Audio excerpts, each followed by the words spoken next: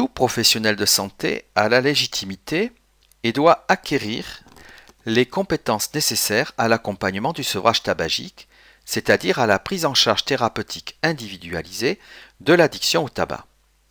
La plupart des fumeurs ont déjà expérimenté les phases de sevrage et de craving, sans pour cela en avoir conscience. Ils se sentent irritables, avec des troubles de l'humeur, anxieux, et la cigarette les soulage. Ils ont déjà éprouvé du craving, dans certaines circonstances où pourtant ils avaient fumé peu de temps auparavant, et ils ont repris une cigarette alors qu'ils ne le voulaient pas vraiment. Ceci suffit à identifier un trouble de l'usage justifiant un traitement sans se préoccuper d'autres scores en situation courante.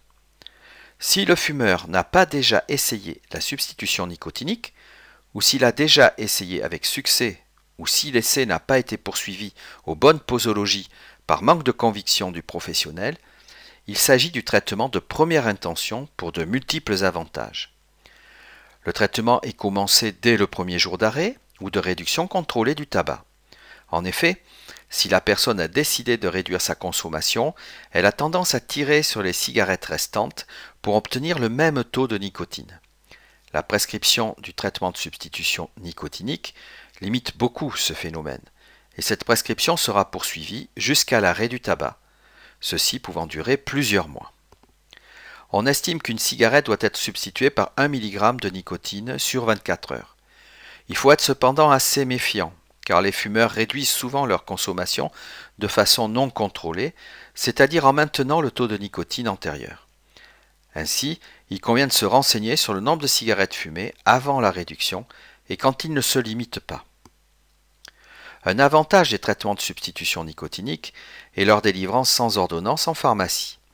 Ainsi, les pharmaciens peuvent judicieusement conseiller les fumeurs en les incitant à utiliser des posologies des durées suffisantes, notamment. 2 dispositifs de remboursement coexistent en 2018. En effet, depuis le début de l'année, certaines marques de patchs et de gommes sont remboursées à 65%, voire à 100% pour les patients en ALD, CMU ou avec une complémentaire, comme tout médicament, sur prescription d'une profession médicale. En plus de cela, il existe toujours de façon provisoire, en attendant que tous les TSN soient remboursés, le forfait de 150 € par année civile et pour toute personne. La prescription doit être réalisée sur une ordonnance spécifique par un médecin, un dentiste, une sage-femme, une infirmière ou un kinésithérapeute, libéral ou salarié. Le patient fera l'avance des frais et sera remboursé secondairement, ce qui peut parfois poser problème. Mais la délivrance peut être fractionnée ainsi que le paiement, selon l'accord des pharmaciens.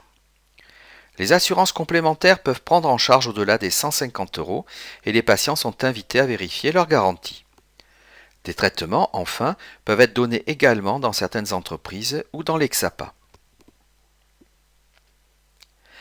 Le dispositif transdermique sera prescrit en première intention car il n'a pas d'effet renforçant, euphorisant et un effet bloquant en cas de consommation, c'est-à-dire que la cigarette n'a pas d'intérêt sous patch, sauf en cas de sous-dosage. L'effet principal recherché est de réduire l'intensité et la fréquence du craving, sans faire comme la cigarette. Il est en une prise quotidienne, il substitue le manque et a un effet anti-craving à dose suffisante. On choisit une forme délivrant sur 24 heures, par exemple 21 mg pour un fumeur à 20 cigarettes par jour, un paquet, quand il ne limite pas sa consommation. Ceci permet d'éviter le syndrome de sevrage et le craving, notamment au réveil. On peut ajouter une forme sur 16 heures pour le fumeur dépassant le paquet ou en cas de signe de sous-dosage. Ceci permet d'éviter le surdosage la nuit, le patch arrêtant de diffuser au bout de 16 heures. Les patchs sont posés le matin après la douche et enlevés le lendemain avant la douche. Ils sont remplacés par un autre patch après celle-ci. On choisit des zones avec peu de pilosité ou une meilleure adhérence et peu cornées pour une meilleure efficacité. On change de site chaque jour. On enlève les débris de colle avec des produits anti-adhésifs facilitant le décollement des pansements, plutôt qu'avec de l'acétone ou de l'éther qui sont à éviter. On n'hésite pas à bien hydrater la peau.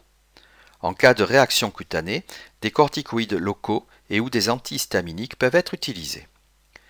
Dans les 2-3 premiers jours, on doit avoir au moins le patient au téléphone pour adapter la dose, généralement à la hausse.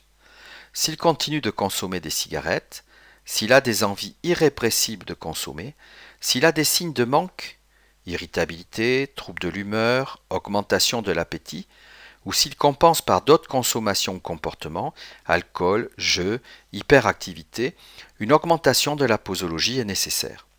Certaines personnes nécessitent de monter à 2 voire 3 patchs de 21 mg par 24 heures, beaucoup plus fréquemment que les professionnels n'osent le faire.